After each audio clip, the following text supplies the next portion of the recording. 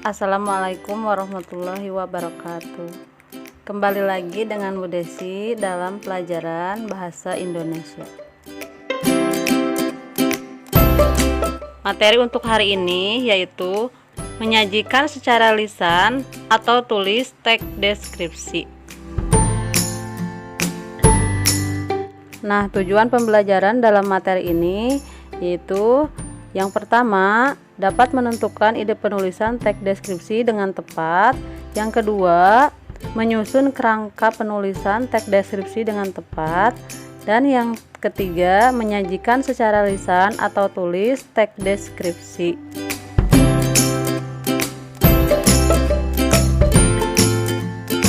Nah, dalam menulis teks deskripsi, ada langkah-langkah yang harus dilakukan. Pertama, menentukan atau memilih tema atau topik karangan. Langkah paling awal dalam membuat suatu karangan adalah menentukan tema atau topik karangan. Tema diartikan sebagai pokok pikiran, sedangkan topik adalah pokok pembicaraan. Apabila dilihat dari sudut sebuah karangan yang telah selesai, tema adalah suatu amanat utama yang disampaikan oleh penulis melalui karangannya. Dalam kenyataannya, untuk menulis suatu karangan, penulis harus memilih suatu topik atau pokok pembicaraan. Kedua, menetapkan tujuan. Setiap kegiatan yang dilakukan tentu memiliki tujuan. Demikian halnya dengan mengarang atau menulis. Menetapkan tujuan tulisan adalah penting sebelum menulis, karena tujuan sangat berpengaruh dalam menetapkan bentuk, panjang, sifat, dan cara penyajian tulisan. Tujuan tulisan harus jelas. Suatu tulisan yang tidak dilandasi dengan tujuan yang jelas dan mungkin hanya mewujudkan tulisan yang buruk atau tidak dapat dipahami oleh pembaca.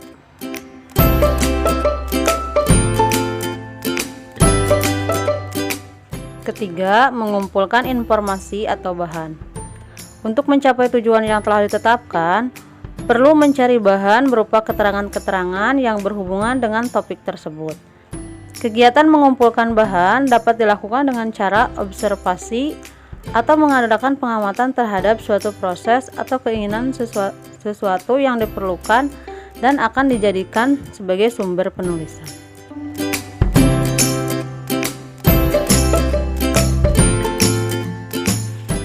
Yang keempat, membuat kerangka tulisan. Kerangka tulisan adalah garis besar cerita yang akan dituangkan pada sebuah tulisan. Sebelum menulis, seorang penulis perlu menetapkan kerangka tulisan. Kerangka tulisan merupakan pedoman atau acuan penulis tentang hal-hal apa saja yang akan ditulis. Sehingga dengan menggunakan kerangka tulisan, alur cerita yang akan ditulis semakin jelas dan terarah. Jarang seseorang dalam menuangkan isi pikirannya sekaligus secara teratur, terperinci, dan sempurna tanpa sebuah kerangka tulisan.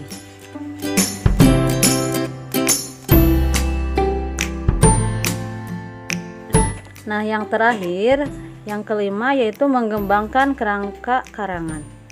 Setelah kerangka karangan disusun, maka tahap selanjutnya adalah mengembangkannya menjadi sebuah tulisan yang utuh.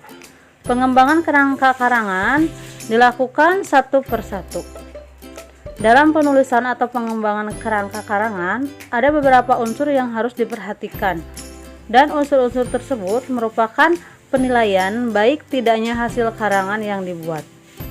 Unsur-unsur tersebut adalah isi gagasan yang dikemukakan atau urutan peristiwa, tata bahasa, pilihan struktur, dan kosakata serta penggunaan ejaan yang tepat.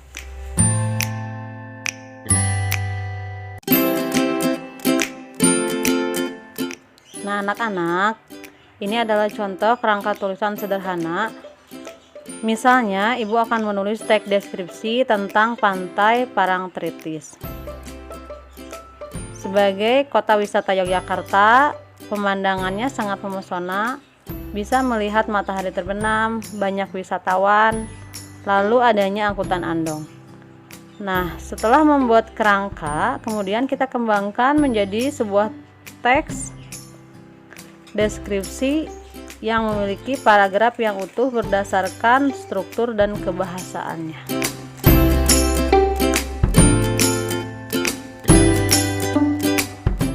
Nah, ini adalah teks deskripsi yang sudah dikembangkan berdasarkan kerangka. Teks ini sudah sesuai struktur dan kebahasaannya. Nah, di sini paragraf pertama sebagai identifikasi karena menjelaskan suatu objek secara umum. Paragraf 2 sampai 4 termasuk ke dalam deskripsi bagian karena menjelaskan perincian-perincian suatu objek. Dalam teks ini tidak ada paragraf yang menunjukkan struktur bagian ataupun penutup. Karena dalam teks deskripsi bagian penutup atau kesimpulan boleh ada, boleh tidak, tergantung yang membuatnya. Jadi dalam teks ini strukturnya hanya ada identifikasi dan deskripsi bagian saja. Dan teks ini juga sudah berdasarkan kebahasaannya.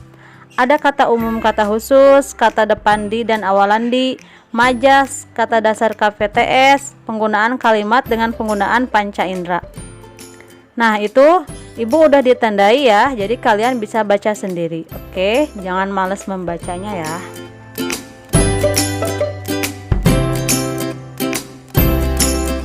Cukup sekian penjelasan dari Ibu, semoga kalian paham dan mengerti ya.